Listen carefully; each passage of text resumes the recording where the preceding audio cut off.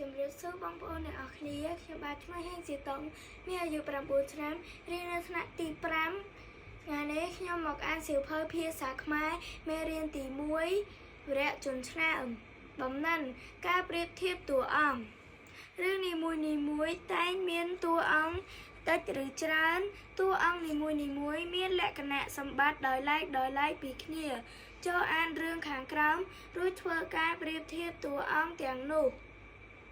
រឿងកល្យានមិត្តសុខុមនិងសាវុនជាកល្យានមិត្តរៀនថ្នាក់ជាមួយគ្នាសុខុមជាកូនអ្នកមានកេរមរតកដីស្រែច្រើនឯសាវុនជាកូនកសិករមានវង្សត្រកូលល្អថ្ងៃមួយគ្រួសារសុខុមបានលក់ដីស្រែមួយចំនួនបានប្រាក់យ៉ាងច្រើនខ្លាចជាអ្នកមានតាំងពីពេលនោះមកសុខុមមិនសូវនិយាយស្ដីរាប់រកសាវុនដូចមុនឡើយសាវុនឃើញបែបនេះក៏មិនប្រកាន់ខឹងនឹងសុខុមដែរសាវុននៅតែខិតខំប្រឹងប្រែងរៀនសូត្រជាធម្មតាចំណែកសុខុមវិញតែងដើរលេង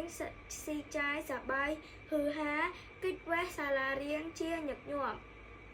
គ្រួសារសុខុមលក់ដីស្រែជាបន្តបន្ទាប់រហូតដល់អស់កេរមរតកពីដូនតាមិនយូរប៉ុន្មានប្រាក់ក៏អស់ដីក៏អស់ឥតមានអ្វីទីពឹងទៀតឡើយសុខុមឈប់ចូលសាលារៀនហើយធ្លាក់ខ្លួនជាក្មេងប្រព្រឹត្តអំពើផ្ដេសផ្ដាសដែលសង្គមស្អប់ខ្ពើមថ្ងៃមួយសាវុនបានជួបនឹងសុខុមដោយចៃដន្យសាវុនភ្ញាក់ព្រឺតព្រោះនឹកស្មានមិនដល់ថាសុខុមមានសក់កន្ទ្រើងសម្លៀកបំពាក់រយាក